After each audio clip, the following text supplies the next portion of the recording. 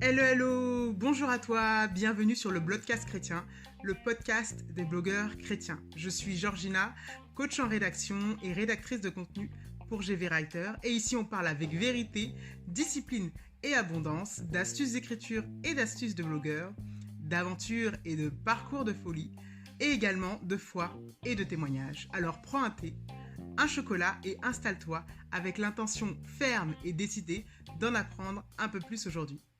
C'est parti.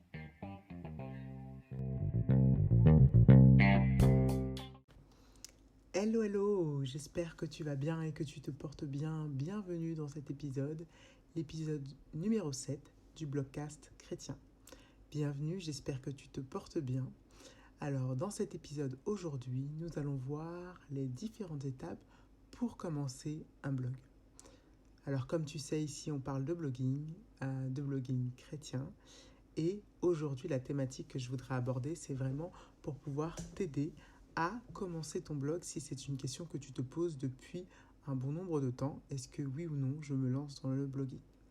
Pour répondre à cette question, comment commencer un blog, on va faire cela en 2 étapes. Premièrement, je vais pouvoir t'apporter des points d'attention pour savoir si réellement le blogging est fait pour toi, afin que tu te poses les bonnes questions et pour être certain que tu te lances dans une aventure dans laquelle tu vas pouvoir perdurer.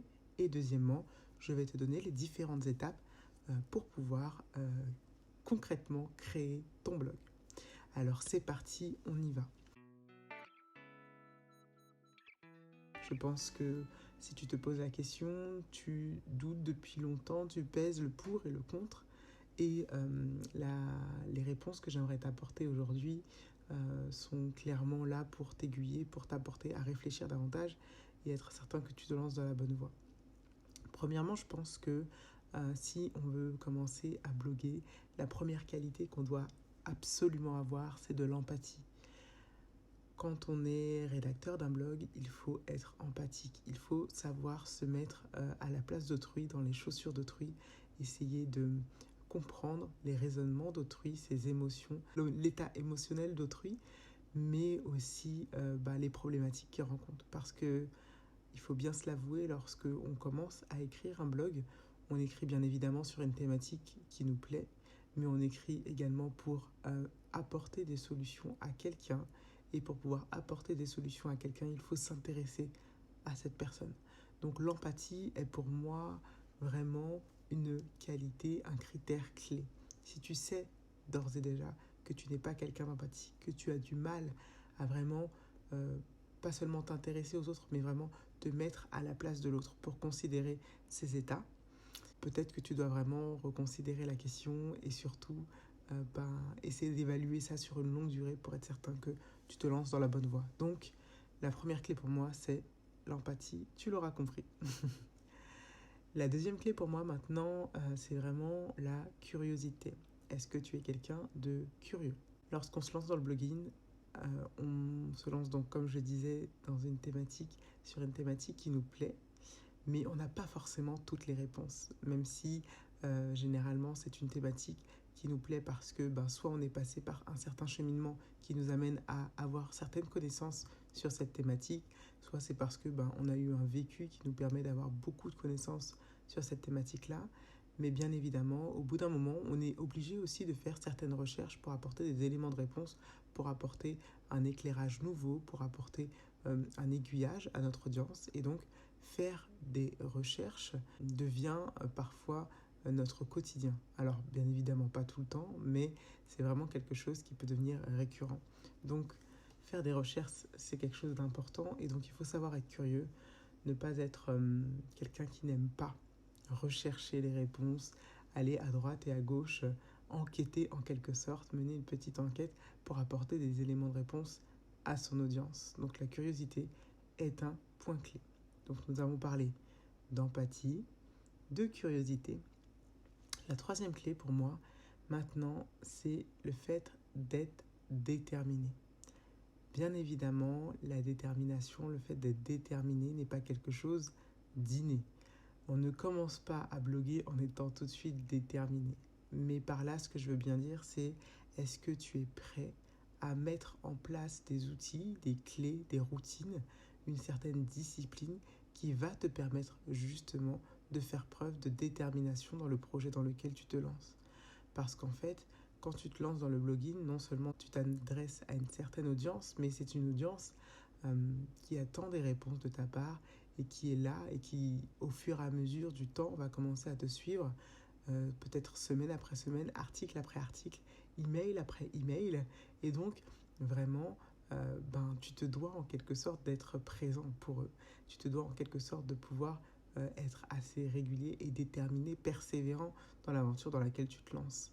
Si tu sais d'ores et déjà que tu risques de commencer et de t'arrêter d'ici peu, peut-être qu'il vaut mieux revoir la question, ou peut-être qu'il ne faut pas revoir la question, mais qu'il faut tout simplement revoir ton pourquoi, revoir la motivation avec laquelle tu as commencé afin de pouvoir persévérer sur la durée.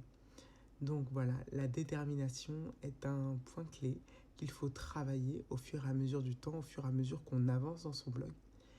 Et bien évidemment, la quatrième clé, le quatrième point hyper important, c'est le fait d'aimer écrire. Je l'ai déjà dit dans un épisode de podcast précédent, bien évidemment, quand je parle du blogging au sens propre, c'est-à-dire le fait d'écrire des articles de blog sur un site internet. Et pour ça, il faut aimer écrire. Si tu n'aimes pas écrire, c'est peut-être le format qui ne te convient pas, le blogging, et peut-être le format qui n'est pas fait pour toi. Peut-être que d'autres formats te correspondent. Mais si tu penses à cela, je pense que c'est parce que tu aimes écrire et il faut aimer écrire parce que sinon, ça peut vite devenir quelque chose de laborieux. Donc, aimer écrire est un critère important. L'empathie, la curiosité, la détermination également sont pour moi vraiment des questions qu'il faut se poser. Donc, nous avons fini avec ce petit questionnaire qui te permet de savoir si oui ou non le blogging est fait pour toi et on passe à la deuxième partie de ce podcast. Comment faire concrètement pour commencer ton blog? Alors, premièrement, pour pouvoir commencer ton blog, tu vas devoir choisir une thématique qui te plaît. Tu vas devoir choisir une thématique avec laquelle tu es à l'aise, une thématique qui te parle, une thématique qui te fait vibrer, une thématique qui peut-être même te fait enrager, c'est-à-dire que c'est une difficulté ou un problème que tu as déjà vu chez pas mal de personnes autour de toi et tu te sens vraiment la capacité de pouvoir apporter des éléments de réponse aux personnes qui rencontrent ce type de problème-là. Et donc, c'est une thématique qui te plaît. Il faut pouvoir vraiment se spécialiser dans une thématique qui nous parle parce que soit on a une expertise déjà, on a un vécu qui nous permet de pouvoir apporter des éléments de réponse, ou tout simplement on est tellement intéressé par cette thématique-là qu'on est prêt à faire des recherches pour apporter des solutions, pour être celui qui va condenser toutes les informations pour l'apporter à son audience. Donc, choisir la thématique qui nous plaît est quelque chose d'important. Tu ne peux pas bloguer sur une thématique qui ne te plaît pas. Même si, par exemple, tout simplement, tu décides de lancer dans le blogging sur, je ne sais pas moi, les finances. Mais les finances, c'est quelque chose qui pour toi est trop complexe. Tu as du mal à t'intéresser à ce sujet. Tu as du mal à lire un livre sur la finance. Tu as du mal à lire des articles dessus, à regarder des vidéos parce que c'est vraiment trop laborieux pour toi. Alors je te déconseille cette thématique, même si c'est une thématique en vogue, même si c'est une thématique qui peut rapporter, etc., etc. Prends une thématique qui te plaît, parce que le cœur, l'état d'esprit avec lequel tu vas pouvoir partager à ton audience est important. Et si la thématique ne te plaît pas, ce sera compliqué de pouvoir écrire avec un bon état d'esprit, avec un cœur qui est disposé. Donc, première clé, choisis une thématique qui te plaît, tu l'auras compris. Ensuite, ce que je t'invite à faire une fois que tu as choisi la thématique globale de ton blog, c'est de nicher un peu cette thématique-là, c'est-à-dire de choisir précisément, de manière très précise, quel est l'angle d'attaque que tu vas prendre. Typiquement, il existe beaucoup de blogs. Alors moi, je parle beaucoup des blogs chrétiens, les blogs, c'est-à-dire qui parlent de foi, etc. Il existe beaucoup de blogs destinés aux femmes. Donc ça, c'est une thématique qui peut plaire. Mais dans cette grosse thématique-là, les blogs destinés à aider les femmes à se dépasser, à évoluer, etc., etc., il y a plusieurs angles d'attaque. Tu peux te concentrer sur la confiance en soi, tu peux te concentrer sur le fait d'être une bonne maîtresse de maison, tu peux te concentrer sur vraiment différents angles d'attaque. Choisis un point précis afin de pouvoir apporter un maximum d'informations sur cette niche-là et ainsi pouvoir être très focus. C'est-à-dire que on va pouvoir te répertorier dans la catégorie des personnes qui parlent aux femmes et qui parlent précisément aux femmes sur telle niche. Et ça, c'est important pour pouvoir faire la différence, pour pouvoir ne pas être comme tout le monde, pour être précisément quelqu'un qui apporte des solutions clés et approfondies. C'est-à-dire que quand tu vas, par exemple, te nicher sur donc le fait d'être maîtresse de sa maison, tu vas pouvoir aller en profondeur dans cette thématique. Tu ne vas pas rester en surface parce qu'elle est tellement réduite, cette thématique. C'est-à-dire que tu ne parles pas seulement aux femmes au sens large, mais à celles qui désirent être une maîtresse de maison hors pair, par exemple. Du coup, tu vas pouvoir apporter vraiment des clés en profondeur, des outils, des conseils, etc., etc., en profondeur. Et aller loin dans ce sujet-là. Et donc, tu seras en quelque sorte identifié comme quelqu'un qui s'y connaît très très bien dans sa thématique.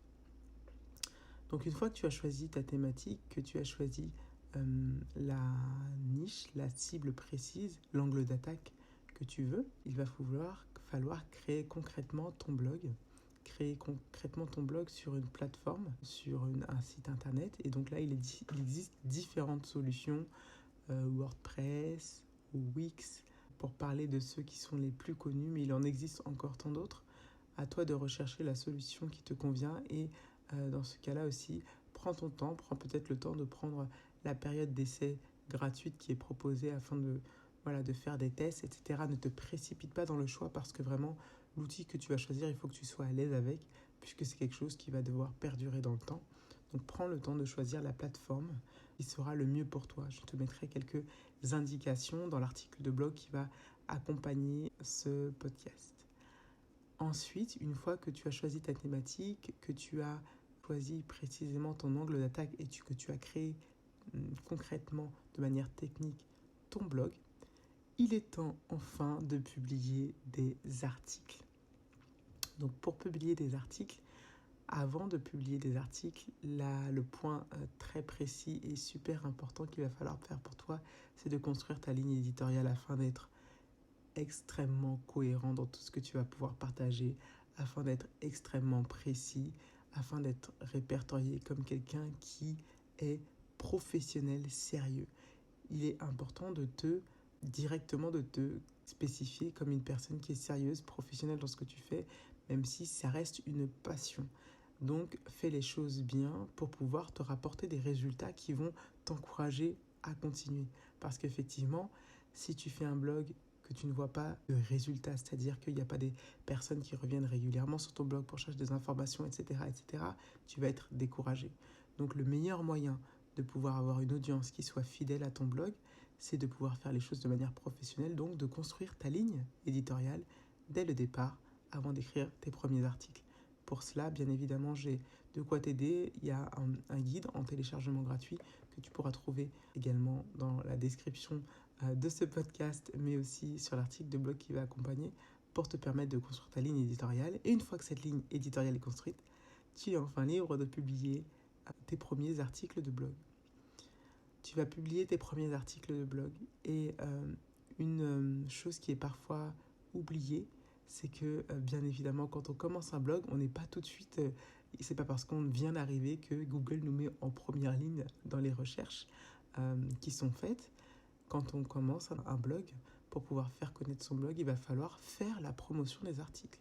Donc tu publies tes premiers articles et une fois que tu penses que tu as un certain contenu qui peut intéresser, 3, 4, 5, 6 articles, tu vas pouvoir commencer à faire la promotion de ton blog en partageant tes articles un peu à droite à gauche dans tes cercles, connaissances, ton réseau, tes amis, sur tes statuts WhatsApp, statuts Facebook, Instagram. Si tu as un compte Instagram ou un compte Facebook destiné spécialement à ton blog, c'est même très bien aussi pour pouvoir commencer à construire une communauté autour de ton blog. Mais si tu n'en as pas, ce n'est pas grave non plus. Tu peux le faire de manière très personnels sur tes statuts WhatsApp, Facebook, Snapchat, Instagram, pour pouvoir commencer à faire connaître ton blog et avoir peut-être une audience qui soit fidèle et qui revienne chercher les informations sur ton blog parce que la thématique aura intéressé. Une fois que tu as fait la promotion de ton blog, et c'est même presque en même temps en fait, tu vas devoir aussi récupérer les adresses email de ton audience.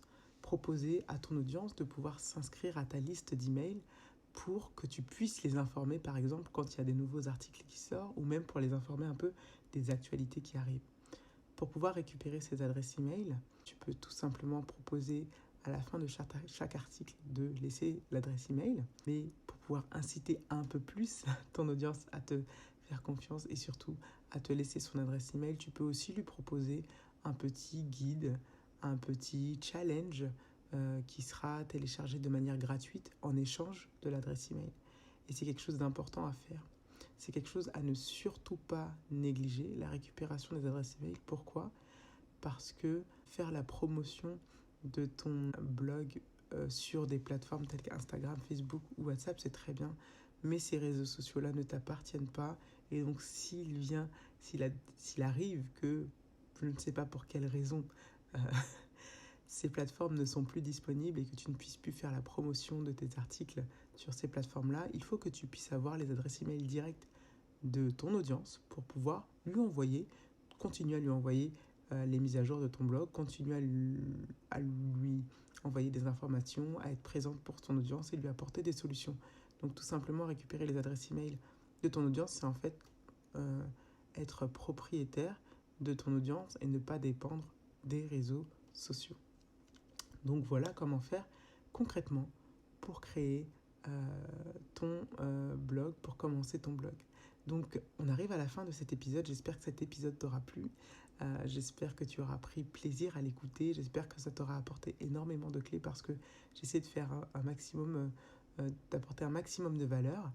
N'hésite pas à consulter l'article qui sera lié à ce podcast pour pouvoir récupérer toutes les informations et à me dire si cet article t'a plu.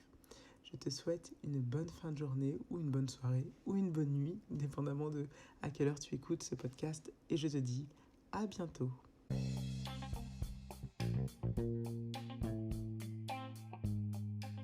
Merci d'avoir écouté ce podcast jusqu'au bout. Merci pour ton écoute. N'hésite pas à me laisser un commentaire sur ta plateforme d'écoute favorite afin de me donner ton avis et qu'on puisse interagir ensemble. Et je te dis à bientôt dans le prochain épisode pour d'autres découvertes, d'autres astuces, d'autres partages. À bientôt.